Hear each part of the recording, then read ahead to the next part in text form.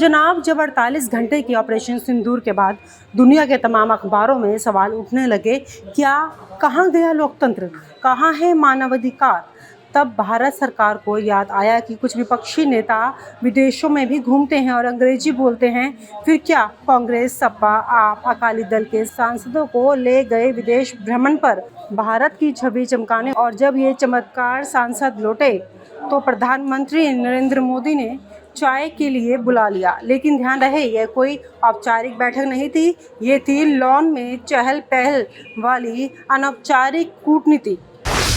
थरूर बोले, पीएम तो बड़े विनम्र निकले। बैठक के बाद शशि थरूर ने मीडिया से कहा कि प्रधानमंत्री बहुत ही सौहार्दपूर्ण थे, बहुत विनम्र थे। लॉन में घूम घूम कर सभी से बात की, यानी जैसे फैमिली फंक्शन में दूल्हा सारे रिश्तेदारों से हाय हेलो करता है, वैसे ही पीएम साहब ने भी किया। अब सवाल उठता है कि जिन विपक्षी नेताओं को अभी तक टुकड़े टुकड़े गैंग कहा जाता था, उनके साथ इतनी नरमी क्यों? क्या थरूर के उच्चारण ने मोदी जी का दिल जीत लिया? मनीष तिवारी का बयान, खुलापन बहुत था, मुद्दा कम था। मनीष तिवारी ने इस मुलाकात को खुली और औपचारिक चर्चा बताया।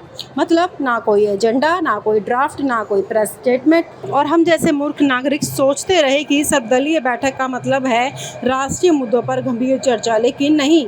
यहाँ तो आपने कहाँ भाषण दिए, कितनी तालियां बजी, इसका लेखा जोखा था। यानी देश की छवि की जगह नेताओं की छवि पर चर्चा हुई।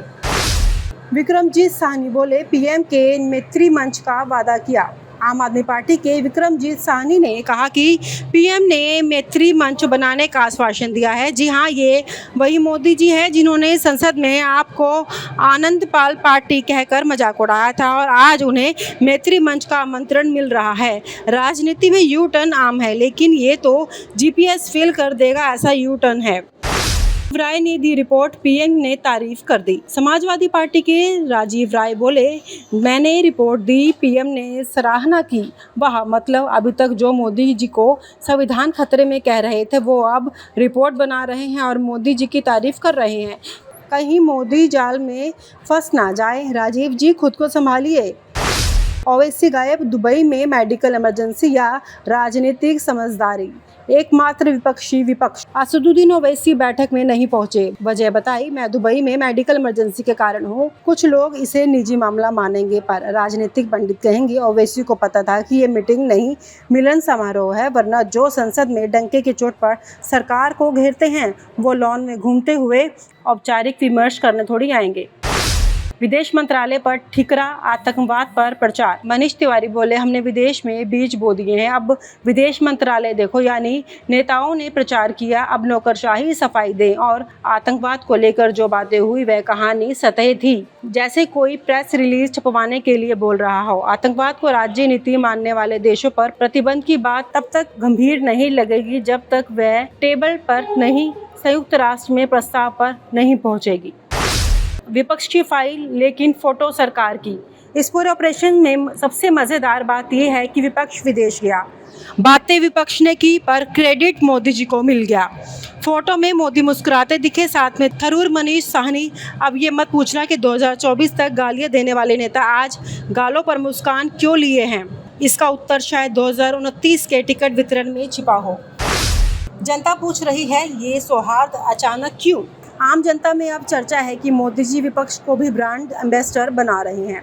जैसे अंबानी अपने ब्रांड के लिए सारे स्टार्स को ले लेते हैं, वैसे ही मोदी अब विरोधियों को साथ बैठाकर विकास, सौहार्द और वैश्विक छवि के चेहरे बना रहे हैं। वो जो कहते थे, ना खाऊंगा ना खाने दूंगा, अब शायद कहेंगे, ना बोलूंगा ना बोलने दूंगा, बस मुस्कुराऊंगा। लॉन में मुलाकात, सियासत में चाले। इस अनौपचारिक बैठक ने गंभीर सवाल खड़ा कर दिया है।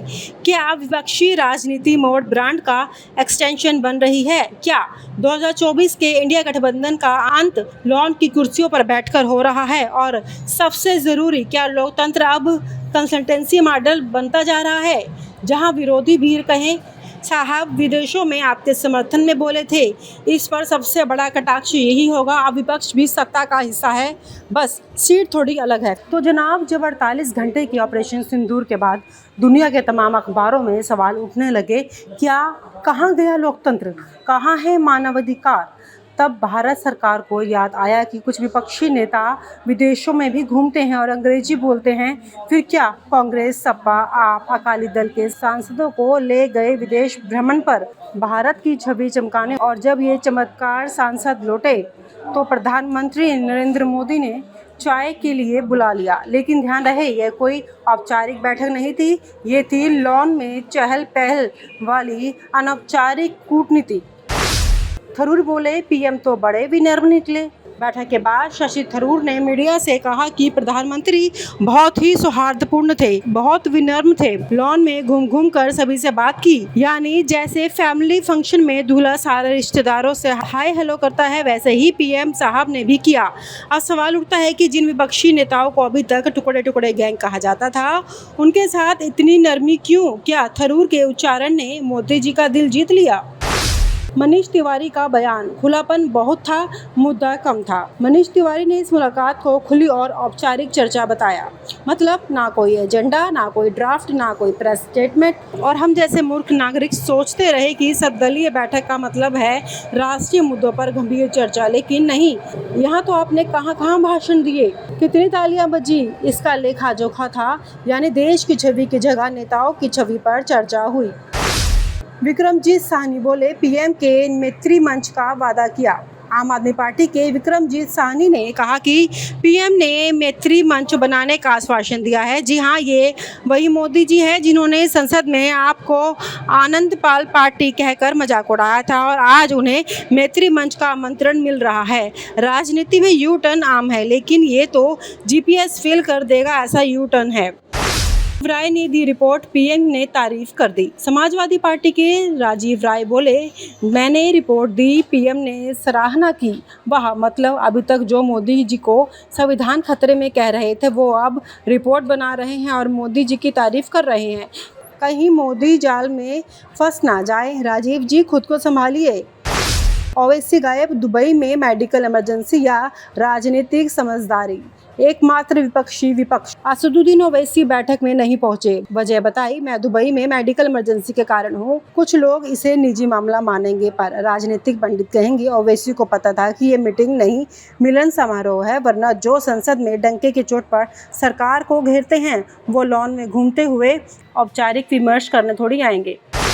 विदेश मंत्रालय पर ठिकरा, आतंकवाद पर प्रचार। मनीष तिवारी बोले, हमने विदेश में बीज बो दिए हैं, अब विदेश मंत्रालय देखो। यानी नेताओं ने प्रचार किया, अब नौकरशाही सफाई दें। और आतंकवाद को लेकर जो बातें हुई, वह कहानी सतह थी, जैसे कोई प्रेस रिलीज छपवाने के लिए बोल रहा हो। आतंकवाद को राज्य नीति मानने वाले देशों पर प्रतिबंध की बात तब तक गंभीर नहीं लगेगी जब तक वह टेबल पर नहीं, संयुक्त राष्ट्र में प्रस्ताव पर नहीं पहुंचेगी। विपक्ष की फाइल, लेकिन फोटो सरकार की। इस पूरे ऑपरेशन में सबसे मज़ेदार बात यह है कि विपक्ष विदेश गया, बातें विपक्ष ने की, पर क्रेडिट मोदी जी को मिल गया। फोटो में मोदी मुस्कुराते दिखे, साथ में थरूर, मनीष साहनी। अब ये मत पूछना कि 2024 तक गालियां देने वाले नेता आज गालों पर मुस्कान क्यों लिए हैं। इसका उत्तर शायद 2029 के टिकट वितरण में छिपा हो। जनता पूछ रही है, ये सौहार्द अचानक क्यों?